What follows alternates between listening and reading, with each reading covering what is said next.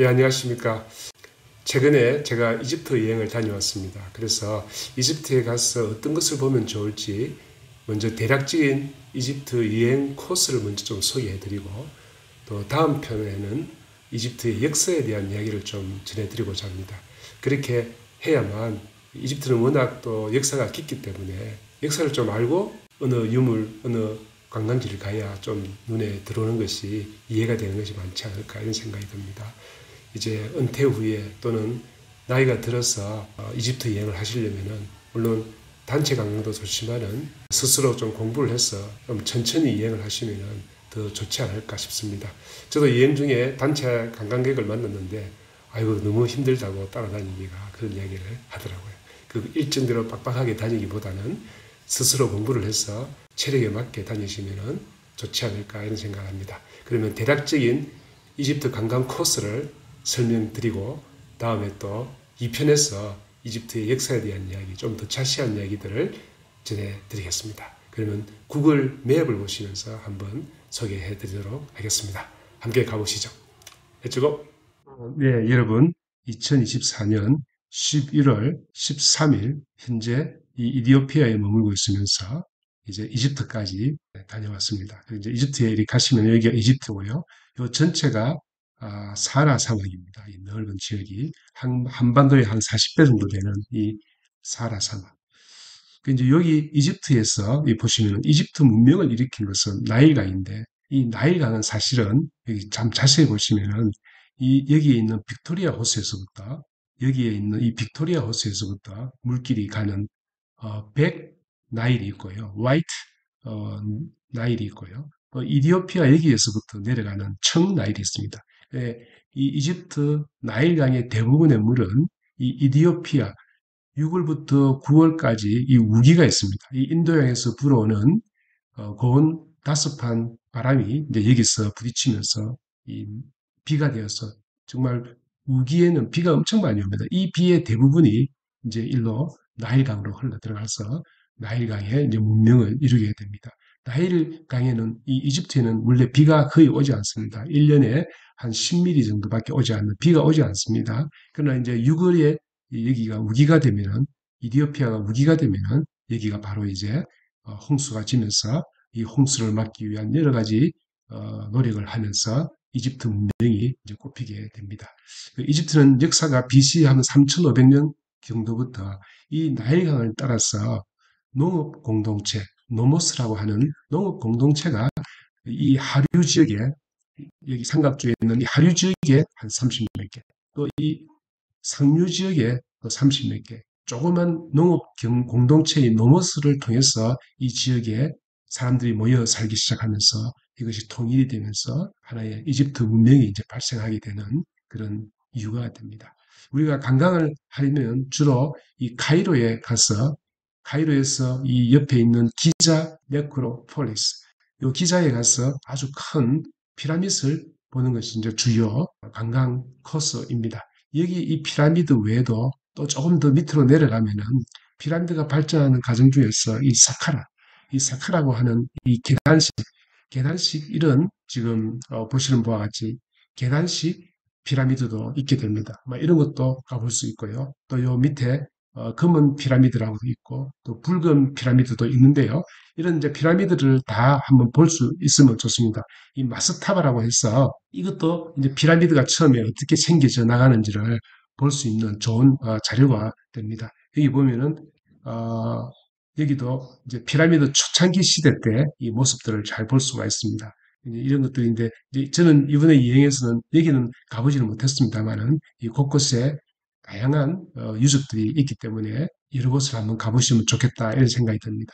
여기 마스타바, 이 조세르의 피라미드, 이 조세르의 피라미드를 보시면은 이제 잘 알 수 있습니다. 이 피라미드가 이 처음에 이런 식으로 처음에 팽팽한 데서부터 시작해서 이런 계단식 피라미드로 시작해서 나중에 삼각골 피라미드가 된다는 것을 알 수가 있습니다. 그래서 이런 것도 이제 보실 수가 있고요. 더 중요하게는 제일 첫 수도였던 멤피스라고 하는데요. 이 멤피스가 초창기 때 제일 처음 이집트의 상하류 지역을 통일하고 여기에 수도를 정하는데 이것이 이제 멤피스인데 지금의 이름은 조그만 시골 마을인 라히네라고 이렇게 하는 이 동네를 가면은요, 이 초창기 때에 멤피스에서 있었던 그런 여러 가지 역사적 사실들을 많이, 역사적 유물들을 많이 볼 수가 있습니다. 많은 분들이 카이로에서 이 기자 네크로폴리스 이것만 보고 보통 많이 떠납니다만은 시간을 가지고서 이런 것들도 천천히 보시면은 참 좋겠다 싶습니다. 물론 여기에 가려면은 택시, 우버나 이런 걸 가지고서 또는 택시 기사하고 또 계약을 해서 이렇게 하면 참 좋습니다. 여기가 택시비가 상당히 싼 편입니다. 우리 한국에 비하면. 그래서 부담 없이 좀 다니도 되지 않을까 싶습니다. 아무래도 대중교통을 이용하면은 시간이 많이 걸리니까요. 이제 그 외에도 여기에 박물관들이 좋은 것들이 많이 있습니다. 그래서 대표적으로 저는 이제 처음에 저는 먼저 간 것은 이집트 국립박물관을 먼저 갔습니다. 이제 왜냐하니까 제 숙소를 여기 가까운데 여기 잡았습니다. 그래서 갔으니까요. 이집트 국립박물관을. 그 이집트 국립박물관을 들어가면은 여기에 이제 유물들이 너무 많은데 이런 유물들 하나씩 하나씩 다 공부하려면은 사실 시간이 좀 많이 걸리는데요. 대표적으로 그 상들이 있고 이런 것들이 많이 있습니다. 이거는 또 다음 시간에 제가 한번 말씀을 드리도록 하고요. 이 안에 유물들이 좀 정리가 되지 않은 채로 너무 많이 전시되어 있고 앞으로 박물관을 새로 지어서 옮겨갈 계획이라고도 합니다. 어쨌든 먼저 역사를 좀 이해하고 나서 이걸 보시면은 유물들이 잘 눈에 들어올 것입니다. 그 당시에 어떤 신들이 있었고 그 신들의 모습을 딴 여러 가지 조각이라든지 이런 것들을 보시면은 이야기가 좋을까 싶습니다. 근데 이집트 국립박물관보다도 저는 더 개인적으로 문명박물관을 먼저 보고 가시는 게 더 좋지 않을까 이런 생각을 여기가 National Museum of Egyptian Civilization 때 있는데 줄여서 NMEC라고 하는데요. 여기에 가면은 이집트 문명이 이제 순차적으로 발전해 오는 과정을 최근에까지 쭉 이렇게 나열을 쭉 해놨습니다. 일반적인 민중들의 생활상도 알 수가 있고, 그래서 이것을 한번 먼저 보시는 것도 좋겠다 싶고, 무엇보다도 더 중요한 것은 이 박물관에 가시면 지하에 유명한 왕들의 미이라가 다 전시가 되어 있습니다. 이 미이라들은 어디서 가져왔냐 하니까 룩소르에 있는 왕가의 계곡이라는 무덤만 주로 모여 있는 한 60여 개의 왕들의 무덤이 있는 곳에서 미이라가 보존된 걸 여기 가져와서 전시를 하고 있습니다. 이 박물관의 지하에 가시면은 아마 지하에 들어간 입구를 볼 수 있으신데요. 사진을 못 찍겠기 때문에 아마 이 사진이 잘 나와 있지는 않을 겁니다만은 여기 미이라들이 잘 전시가 되어 있습니다. 그래서 이 문명 박물관을 꼭 좀 가보시면 좋겠다 이런 생각이 듭니다. 최근에까지 잘 이렇게 보존이 되어 있고요. 아마 미라 사진은 금지되어 있기 때문에 아마 볼 수가 없을 겁니다. 그 이유는 제 나름대로는 고인에 대한 예의로서 못 찍게 한 것인지, 요 문명박물관을 마치고 나면은 또 가까이 택시를 타고 가면은요, 여기에 여러 가지 회당이라든지 성당이 모여 있는데 아주 중요한 성 세르기오스와 성 바고스 성당이라는 이름을 붙어가 있는데 이걸 우리가 한마디로 예수 피난교회라고 합니다. 이제 성모 마리아가 이제 예수를 낳고 나서 당시 예루살렘에서 이집트로 왔다는 기록이 있습니다. 그래서 이 이집트 곱트 정교회, 이 곱트 정교회는 AD 한 400 몇십 년경에 비칼턴파라고 해서 로마 캐톨릭이나 동방 정교회와 다르게 일찌감치 떨어져 나와서 자기 독자적인 길을 갔던 그런 교단입니다. 여기에 가시면은 예수님 가족이 머물렀던 그 유적들이 있습니다. 어느 정도 역사적 사실을 가지고 있는지는 모르겠습니다만은 예수님이 가족이 마셨다는 우물도 있고 하는 그런 이제 교회가 있습니다. 여기가 바로 이제 성 세르기오스 성 바코스 교회 성당이라는 곳인데 아주 유명한 곳이고 캐톨릭 사람들은 이곳의 이행을 좀 하고 관심 있게 보고 있습니다. 여기 들어가면 설명서가 있는데 이 교회 안에 이 기둥이 있는데 이 기둥은 12개인데 12사도를 상징한다고도 하고요. 그 안에 들어가시면은 좀 자세히 천천히 설명서 읽어보시면은 이런 유물들도 있고요. 여러 가지들을 볼 수가 있는 곳입니다. 또 한 가지 여기 보면은 행잉 처치라고 하고 있는데 이 교회도 또 의미가 있는데요. 이 교회도 아주 오래된 교회인데 이 설명서를 잠시 보시면은 이 노아의 방주 모양을 한 목조 지붕이 있고요. 5세기 당시에 만들어진 제단이나 성상이 있는 이 곱트 정교회입니다. 곱트 정교회는 아까 방금 말씀드렸습니다만은 비칼톤파 교회들이라고 해서 그 AD 한 400몇십 년경에 칼톤 공의회 때 그때 선포된 내용을 인정하지 않는 파들이 이제 떨어져 나오는 그런 교회입니다. 여기도 보면은 교회 지붕이 노아의 방주 모양을 하고 있는데 방주 위에 천장에 저렇게 되어 있구나 하는 것을 상상할 수 있는 뭐 그런 곳입니다. 또 여기도 유교 회당도 있고요. 여기에 어떤 교회들이 많이 모여 있어서 다 걸어 다닐 수 있으니까요. 한번 보시면 좋겠고. 이 곱트 박물관도 있는데요. 저는 뭐 가보지는 못했습니다. 고대 이집트 기독교 예술 박물관인데요. 이런 것도 한번 가보시면 좋겠다 싶습니다. 또 여기도 보면 성 바바라 교회도 있고 한데 참 이렇게 나이가 들어서 여행하기가 쉽지는 않은데요. 천천히 여행하시는 분들은 이렇게 다 보고 다니기도 하더라고요. 그래서 한 곳에 뭐 오래 머물 수 있으면 이렇게 하면 좋겠다 싶습니다. 저는 일주일 뭐 머물렀기 때문에 일정이 빡빡해서 빨리빨리 움직였습니다만 이제 또 여기 가시면 이제 카이로 성체라고 해서 이런 것들도 보시면요 좋을 텐데요. 이 이슬람 사람들이 십자군이 오는 걸 대비해서 만들었던 이 카이로 성체도 이런 것도 보시면은 좋겠다 싶고요. 제가 직접 이제 가본 곳은 여기 보면은 알 아자르 모스크라는 것이 있습니다. 알 아자르 모스크. 이 모스크에 가시면은 지금 이슬람의 어떤 대표적인 회당인데 이 아주 웅장한 곳이 한번 들어가 보시면은 저는 인상적인 것이 바닥이 아주 깨끗하더라고요. 혹시 바닥을 보시면 여기 있는데 이 바닥을 아주 잘 관리를 하고 있더라고요. 밀고 다니는 그 기계 있지 않습니까? 기계로 다니면서 쫙 닦고 있고 이 회당이 아주 웅장하고 규모가 컸습니다. 뭐 이런 것도 알 아자르 모스크도 이제 가보시면 좋겠고 이 알 아자르 바로 길 건너에 보시면은 이 시장이 있는데 그 유명한 칸 엘 칼리라는 이 시장인데요. 바자르 시장인데 이 시장에 들어가시면은 이제 여러 가지 대표적인 이 중심부 이 상징적인 곳인데요. 여기서 이제 사진을 많이 찍기도 합니다만은 여기에 많은 금속공예라든지 또 특히 이제 한국 분들이 가시면 많이 사는 면직물 이 여기가 목화가서 생산되기 때문에 면직물이 아주 쌉니다. 그래서 저도 여기서 뭐 잠옷이라든지 마우라 같은 거 그런 것도 하나 사고 했는데요. 가격이 생각보다 아주 싸더라고요. 여성분들은 여기서 쇼핑을 많이 하는 것을 봤습니다만은 남성들은 뭐 살 게 뭐가 있을까 싶기도 합니다. 여기서 한번 쇼핑도 한번 해보시면 어떨까 생각하고 또 여기에 아주 유명한 또 카페가 있는데 주로 음료수만 팔고 있는데요. 여기 들어가시면은 이 식당입니다. 여기도 저도 이제 들어갔는데 카페테리아 같이 되어 있는데 차를 마시고 음료수를 마시고 뭐 그런 곳인데 한번 가보시면 이 이집트의 현재의 그 상황들을 좀 이해하는데 도움이 되지 않을까 그런 생각도 합니다. 이 카이로의 또 장점이라고 한다면은 택시비도 싸지만은 또 호텔비도 뭐 상당히 싸더라고요. 그래서 뭐 하룻밤 3만 원이면은 그래도 또 괜찮은데 아침까지 주면서 괜찮은 곳에 머물 수 있다 이런 생각이 듭니다. 이제 또 시간이 나면 어떤 분들은 뉴 카이로가 여기 있고 한데 아주 잘 계획된 도시로서 되어 있는 이런 부분도 한번 돌아보시면 어떨까 뭐 이런 생각도 듭니다.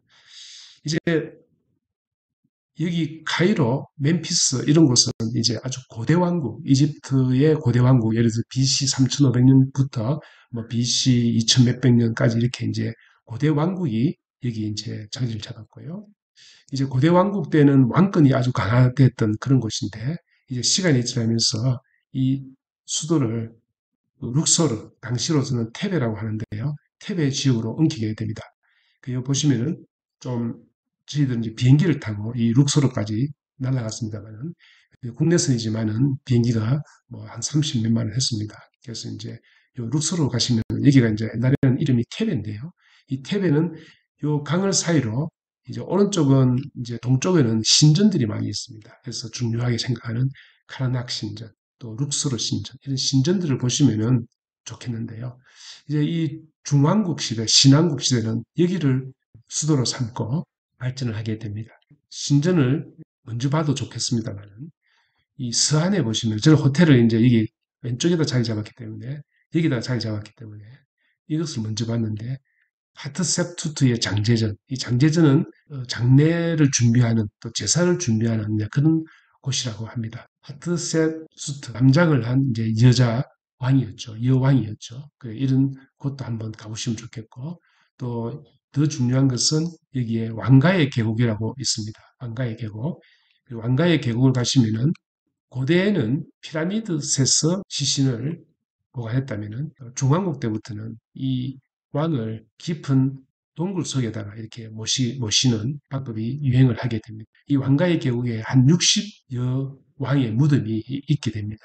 그래서 그래서 이 안에 들어가시면 이 계단을 타고 쭉 이렇게 내려가는데 계단이 아니고 이제 발판을 갖고 여기 저 안에 이제 그 왕의 시신이 있었던 것이죠. 들어가는 입구에는 여러 가지 이제 서양 문자로서 왕의 그 업적을 그리는 그런 것들을 많이 이제 볼 수가 있습니다. 그래서 이 60개의 왕가의 무덤을 다 보는 것은 아니고 이제 개방되어 있는 한 3개 정도 또 이제 특별하게 돈을 또 더 내고 들어가는 람세스 2세의 무덤이라든지 이런 것들이 있을 수가 있습니다. 그래서 이제 그 당시의 채색이라든지 이런 것들을 잘 볼 수가 있는데요. 그 이제 그림의 내용은 우리가 다 이해는 못합니다만은 여러 가지 왕의 업적을 또 그리고 하는 그런 부분들이 있고 이제 멘논 그 상이라고 해서 도 있고요. 또 라메세움 이런 것들도 한번 보시면은 도움이 될 텐데요. 이런 것들도 여기 서안에 다 한 번에 금세 택시 타고 택시를 하나 그냥 딱 대절을 하면 참 좋은 것. 택시 기사하고 내가 요 곳을 다 돌아다닐 텐데 시간을 내달라 이러니까 돈 얼마를 기약을 해서 하니까 편하고 좋은 점도 있었습니다. 그런 식으로 해보시면 어떨까 싶습니다. 그다음에 이제 이걸 보고 나면은 다음에는 이제 동쪽으로 넘어오면은요. 룩소르 신전이라고 있었고 또 여기에는 카르낙 신전이라고 있는데 카르낙 신전이 규모가 큽니다. 이제 특징적으로 두 가지만 말씀드리면은 이 룩소르 신전 앞에 오벨리스크가 두 개가 있었는데 1800년대 중반에 이 오벨리스크 한 개를 지금 프랑스 파리의 콩코드 광장에 이게 서 있습니다. 그래서 보시면은 이때 이집트가 선물을 한 것입니다. 그래서 이런 것도 이제 보시면은 좋겠고 이 돌 석재 재질이 이 신전을 지을 때는 대부분 이 근처에서 나오는 것을 했습니다만 이 오벨리스크는 저 남쪽으로 더 내려가면 아스완이라는 곳이 있는데 아스완 댐이 있는 아스완 그 채석장에서 이런 하강암 돌을 잘라냅니다. 이제 그런 것을 잘라내서 여기서 이제 갖고 와서 신전 앞에 주로 세우는 것이 이 오벨리스크입니다. 카르낙 신전은 가면 규모가 큰데 이제 왕이 등극할 때마다 다 자기만의 신전을 짓고 또 이 기존의 신전에다가 계속 증축을 더 하게 됩니다. 그래서 이제 이 그림은 앞에 룩소르 신전 앞에 이제 모형인데 전체적인 모습을 볼 수 있는데 이건 하나하나가 이제 다 파일론입니다. 파일론. 이제 어떤 왕은 이걸 짓고 어떤 왕은 이걸 짓고 해서 계속 이제 증축을 해갔던 그런 것을 볼 수가 있습니다. 성문의 입구를 갖다가 파일론이라고 하는데 그런 이제 흔적들이 이제 남아있게 되고요. 그런 것들을 볼 수가 있을 것입니다. 스핑크스의 길이라고 하는 그런 글도 있는데 이 길을 따라서 이제 왕이 1년에 한두 번씩 주요 행사 때마다 이제 다녔다고 하는 것도 알 수가 있고요.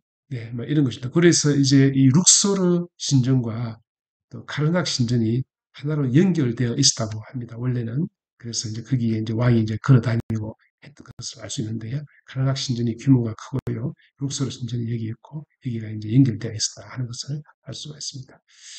하늘에서 내려다보면 비행기를 타고 이 다 쓸모없는 땅인데 이 나일강 이 주변으로 수로를 만들어서 전통적으로 물이 가는 곳은 이 녹색으로 되어 있습니다. 역시 이제 이집트는 이제 물이 부족하기 때문에 물을 다스리기 위해서 이 아스완 이제 댐을 만들게 됩니다. 이 아스완 댐은 지금까지도 이집트 전력 생산에 아주 중요한 곳이고요. 아스완 댐을 가시면은 여기가 이제 아스완 댐이 두 개입니다. 오래전에 만든 이 로어 댐이 낮은 댐이 하나 있고요. 여기서는 발전을 하지 않는데 여기는 이제 발전 시설이 있어서 전력을 많이 생산하고 있습니다. 초창기 때는 이집트 전역의 전력 한 50%를 생산할 정도로 여기가 이제 아주 큰 댐이었습니다. 그래서 저희들은 룩소르에서 머물면서 이제 하루 시간을 내서 우리 원래 목적은 아부신벨까지 다녀오는 것이 이제 목적이었습니다. 아부신벨을 꼭 보고 싶었는데요. 람세스 2세가 자기의 신전을 여기 아부신벨에다 지었습니다. 죽고 나서도 누비안 사람들이 만든 쿠시 왕국. 이 쿠시 왕국이 계속 침입을 하거든요. 그래서 이제 쿠시 왕국의 왕이 흑인이 한번 파라오가 되어서 한 100년 동안 다스리는 기간이 있습니다.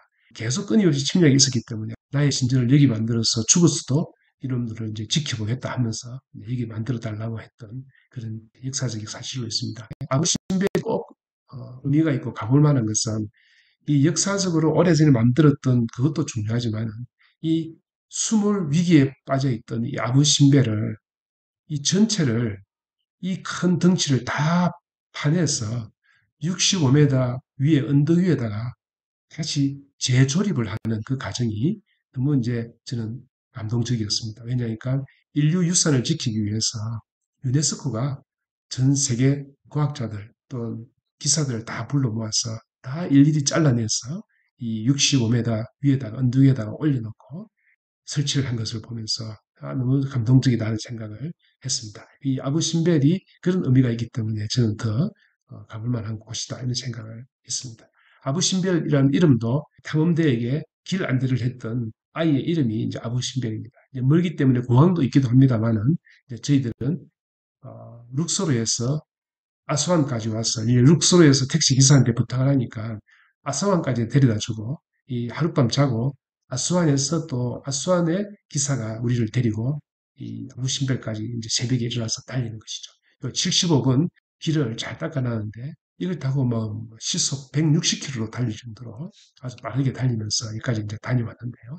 이 죽음의 땅 사하라 사막인데 여기에 아스완 댐에서 만들어 가두어 놓은 이 물, 나세르 호수에서 물길을 만들어서 물길이 정말 수로가 폭이 정말 넓습니다. 그 물길 두 개를 만들어서 여기도 보시면 물길을 볼 수가 있을 텐데요. 지도상에서도 물길을 만들어서 사막 한가운데 물을 저장하고 보시다시피 물을 저장하고 그린팜 프로젝트를 만들어서 1990년대 중반부터 여기가 옥토로 바뀌고 있고 이 곳곳에 사막에 이제 조그만 여기 마을이 생겨나서 학교도 만들고 다음에 영상을 한번 볼 수 있으면 더 좋겠는데요.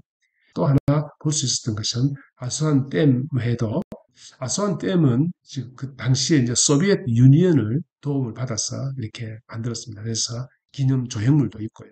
이 아스완 댐 밑으로 물이 내려가면서 터빈을 돌리는 그런 이제 안내서를 볼 수가 있습니다. 이 사하라 사막을 달려보면은 이 사하라 사막이 이런 곳이구나.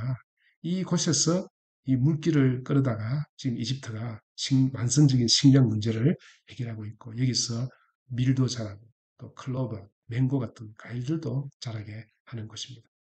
이제 아스완에 오시면 또 하나 보셔야 될 게 있는데 아스완에 채석장이 있습니다. 여기서 그 오벨리스크를 만들어내고 또 이 물길을 따라서 오벨리스크를 룩소르까지 운반도 하고 또 기자에 있는 피라미드도 물론 스키함을 주로 사용했습니다만은 일부 또 화강암도 여기서 이제 실어 날랐을 정도로 1000km가 되는 곳을 100기를 이용해서 실어 날랐던 것을 보면은 정말 그 오래전에 정말 대단하다는 생각을 하게 되었습니다. 그래서 이제 이 아스완에 보면은 unfinished obelis크라고 해서 만들다가 손이 되어서 완성하지 못한 그런 곳이 있습니다. 그래서 그곳을 한번 보시면은 오벨리스크를 이렇게 만드는 것이구나 하는 것을 알 수가 있는데요. 미안성 오벨리스크라고 해서 이곳에 이제 있는데 이것을 한번 가보시면은 왜 좋냐 하니까 이제 이것이 완성되지 않은 오벨리스크를 볼 수 있습니다. 떼내다가 파손이 되어서 이제 떼내다가 말한 곳인데요. 이제 그런 것을 보실 수가 있는데요. 이 사진밖에 없는 것 같은데, 예. 이것을 다니면서, 이 채석장입니다. 그러니까 이런 채석장에서 돌을 떼내서 이제 오벨리스크를 만들고 했던 것입니다. 이제 이런 것도 한번 보시면 좋겠고, 저는 요번에 이제 여행 가서 처음으로 알은 것은 이 누비아라는 누비아 민족들, 이제 아스완 댐을 만들면서 사다트 대통령이 있을 당시에 이 댐을 만들면서 이 사람들을 마을을 이제 정착시켜 줍니다. 누비안의 그 마을에 가시면은 푸른색을 주로 사용하는 그 누비안의 사람들을 이제 볼 수가 있게 됩니다. 저는 이제 그것도 모르고 호텔을 여기다 정했는데 가격이 싸서 정했는데 보니까 이 강가에 아주 아름다운 호텔이 있었습니다. 다시 돌아오는 길에 저희는 못 가봤는데 홈온보 신전이라는 것이 있고 홈온보 신전 또 그다음에 여기 또 신전이 하나 있는데 에드프라는 곳이 있는데 이 에드프에 가면 또 신전이 있습니다. 그 에드프 신전 이것이 왜 이제 중요하냐니까 옛날에 그 신전의 모습이 원형대로 잘 남아 있어서 이곳을 많이 사람들이 추천을 합니다. 그래서 이런 것도 보시면 좋겠다 싶습니다. 또 어떤 분들은 일정을 이제 관광사에 따라가시면은 여기 보시면은 이 홍해 바다에 후루가다라는 곳이 있는데 후루가다가 이제 해양 리조트를 하는 단체 관광객들은 후루가다를 많이 가더라고요. 하루 휴식도 하고 다이빙도 하고 하면서 뭐 이런 곳인데 저희들은 이제 가보지를 못했는데 이런 것도 갈 수가 있습니다. 그래서 이제 홍해 이제 여기가 이제 우리 잘 아는 성경적으로 뭐 시나이 반도고 모세가 아마 민족을 이끌고 건넜던 곳이 여기가 아닐까 뭐 이 정도가 아닐까 생각이 듭니다. 뭐 이런 곳들이라든지 이제 마지막으로 제가 소개해 드릴 곳은 이 알렉산드리아. 그리스 알렉산드로 대왕이 이 그리스를 통일하고 이 그리스 문명, 헬레니즘 문명을 온 세계에 전파하고 싶은 그의 열망에 따라서 페르시아 정벌에 나서죠. 이 당시에 페르시아 제국, 이 엄청난 제국을 정벌하러 이제 나서는데 이때 이제 제일 먼저 이제 정복하고 이런 곳에 내려오면서 티레라든지 여러 곳들을 이제 정벌하면서 최종적으로 이집트를 정복을 하게 됩니다. 이때 이제 여기를 정벌하는 이유는 이제 곡창지대죠. 곡창지대. 당시로서는 여기서 미리 많이 내기 때문에 곡창지대로서 이를 점령을 하게 되고 하는데요. 알렉산드리아는 알렉산드로스 이름을 따서 이 점령하는 곳곳마다 이 알렉산드리아라는 도시를 만들고 신전을 만들고 또 여러 가지 아테네에서 유행했던 그런 형태의 아크로폴리스라든지 뭐 이런 문행 극장이라든지 이런 것을 이제 만들게 되는데 이 알렉산드리아가 아주 당시 헬레니즘 문명 시대 때 아주 발전하게 되는 것은 거기에 사령관이었던 프톨레마이오스 사령관이 나중에 왕조가 됩니다만 아주 학문적인 관심을 가지고 여기에 도서관을 크게 만들게 되죠. 그리고 지금도 알렉산드리아에 간 도서관이 이제 있게 되는데 그게 이제 박물관도 있게 되고요. 또 알렉산드리아의 최초의 그 등대, 파로스 등대, 아주 높이가 100m 이상이 되었으로 생각되는 이 파로스 등대도 있다고 하는데 이 알렉산드리아를 추천하는 분이 많이 있는데 저는 이제 가보지는 못했습니다만은 이 알렉산드리아도 한번 보시면 좋겠습니다. 그 여행을 가시기 전에 이렇게 구글 맵을 통해서 지도를 통해서 한번 먼저 쭉 훑어보는 것도 이집트 여행을 다녀오면서 처음에 어디부터 다녀야 될지 이해를 못했는데 제가 다녀오고 나서 이런 코스대로 여행을 하면은 짧은 시간에 참 좋겠다 하는 생각을 했고 또 여러분들에게 이런 식으로 여행을 해보시면 어떨까 싶어서 말씀을 드렸습니다. 오늘은 이집트 여행 코스 뭐 볼만한 것들을 소개했고요. 다음 시간에는 좀 더 자세하게 역사와 어떤 유물에 대한 이해를 돕기 위한 영상을 한번 만들어 보고자 합니다. 예, 시청해 주셔서 감사합니다. 감사합니다.